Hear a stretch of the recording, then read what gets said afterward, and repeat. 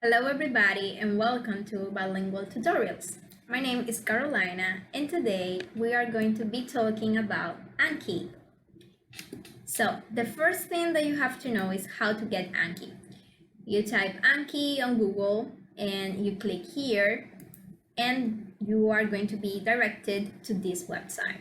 So after that, depending on your device, if it's Windows, Mac, Linux, or iPhone or Android, you select the one that you are going to download. So even if you have an iPhone or Android, I recommend you to go to this website and download it because the one that is in the App Store is not the same.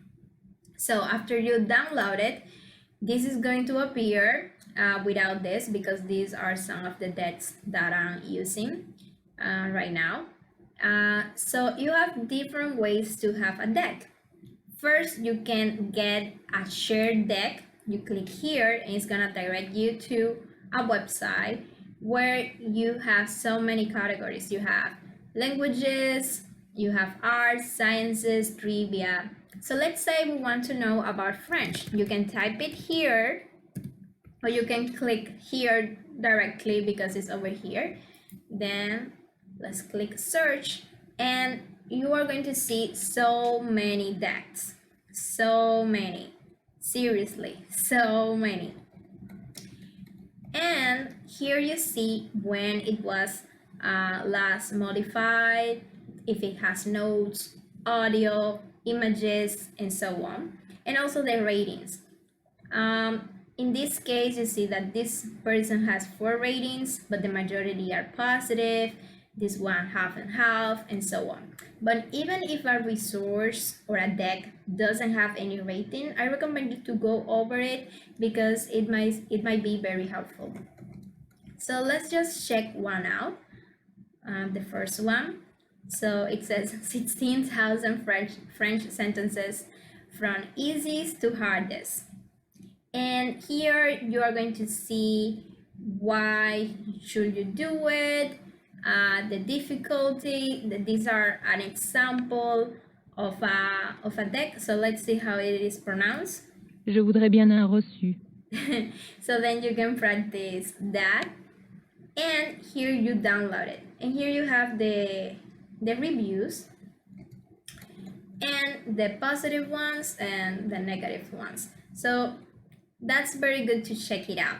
That's one way to get a deck, but you can also go to our trusted friend Google and search for best Anki decks to learn French, and it's gonna direct you to Reddit, it's gonna direct you to lists and so many other things. So Reddit is especially good because there are communities for different purposes. So this community is for French and it was created in 2009 and it has over 125,000 members. So it's very good. And here you hear the answer to your questions. You see, this is a really cool Anki deck and they show you the decks and you can download it and so on. And here on Reddit, you have the free resources and the paid resources and the rules of the community and so on. So that's one way. You can also check out the list. In the list, you are going to see this best Anki French deck, 5,000 most frequently used French words. And you click there and then you download it, same story. So that's one thing that you can do, but you can also create your own deck. So let's create it. Bilingual tutorials. Because that's the name of this YouTube channel, of course. So why not? So we click OK, and here we have our deck, but it's empty, of course. So you can rename it if you want. Here on options, you can select how many new cards are you gonna have for the day, for each day, and how many the maximum that you can review each day. So yeah, they pile up, as you can see here. I actually have more cards due, but I have a maximum of 200, and then if I want more, then I put it. So you can imagine. So then you click here on the deck that you want to edit or add the resources, and let's click here.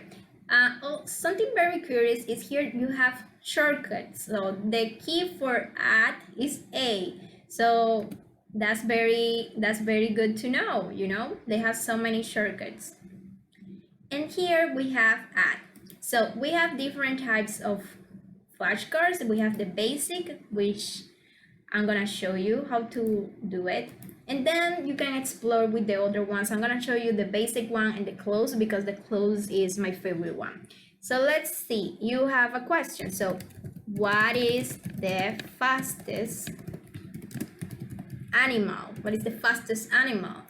And then you write the cheetah. And then you have your first card. You can also add audio, you can add a picture or a video, anything you want. You can put it in bold, italics, anything. So you click add, and let's add the other one, which is the close, and then we're gonna check them out, choose. And this one, I love it so much. So let's see the fastest animal is, and then we click here on close, the cheetah. And here we can add a picture, or we can add something extra, anything that you want to add, any detail. Photos are very good because you have that enhanced visual cue that helps you understand and retrieve the information, or basically consolidate the information actually. So let's add it, and then we close it. So here we have 2 new cards. Those are my only cards.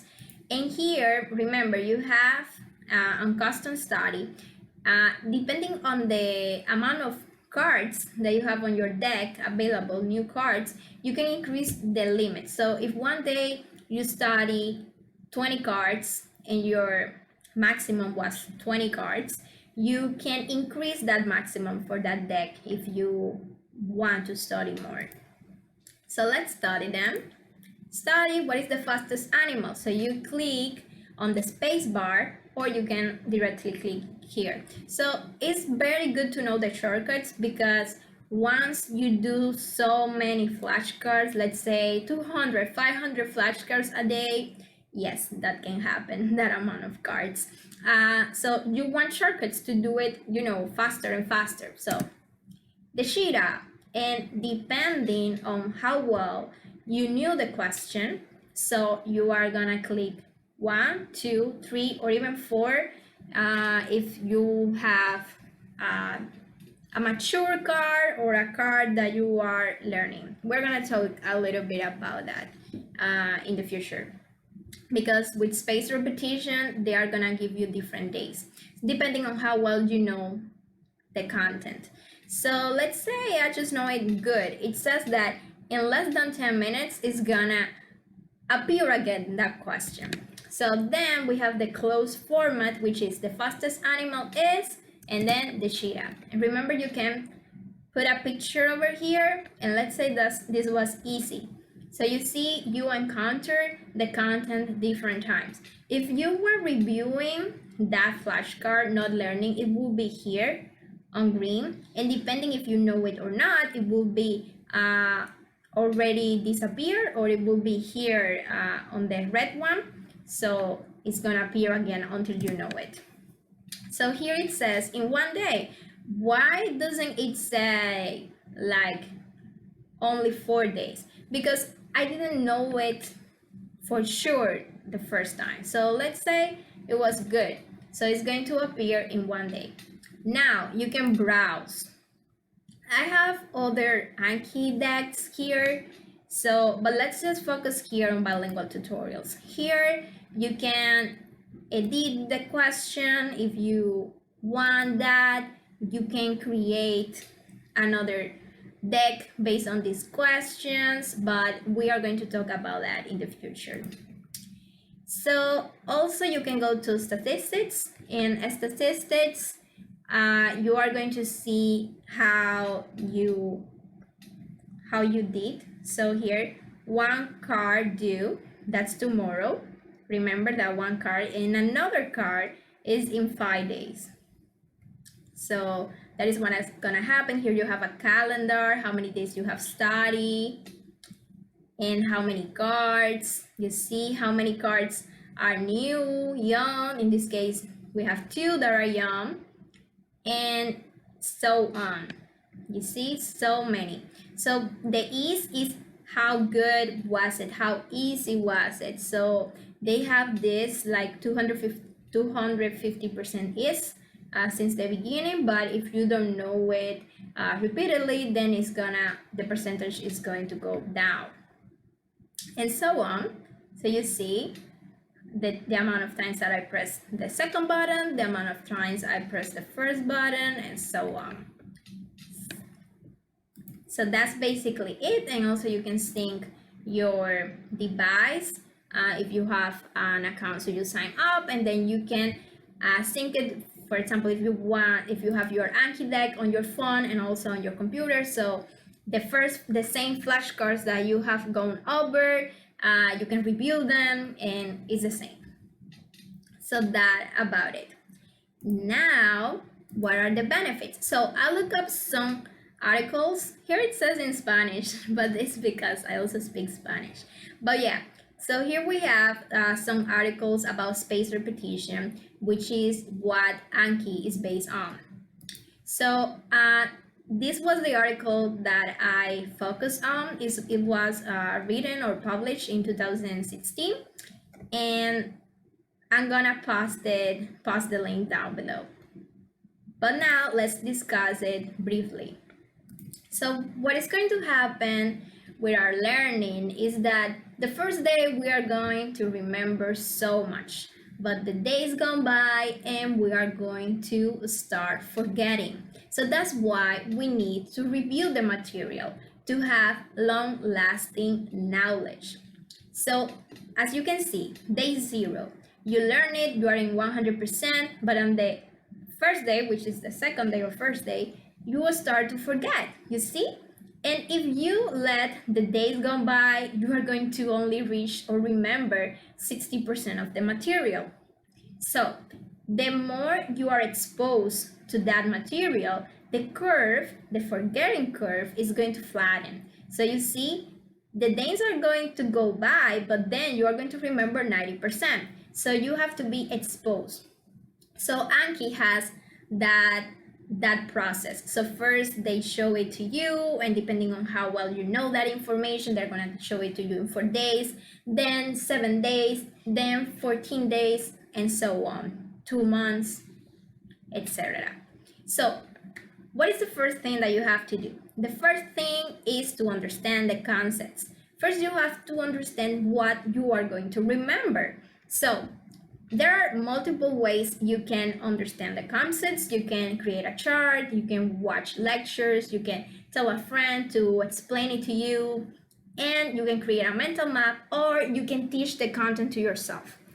This is my favorite method because I think that when I explain things to myself, I understand what I don't understand, so I can reinforce it. And I love this quote by Albert Einstein. So if you can't explain it simply, you don't understand it well enough. Just perfect.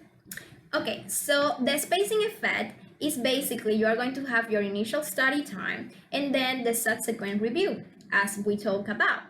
And that is going to make basically long-term learning.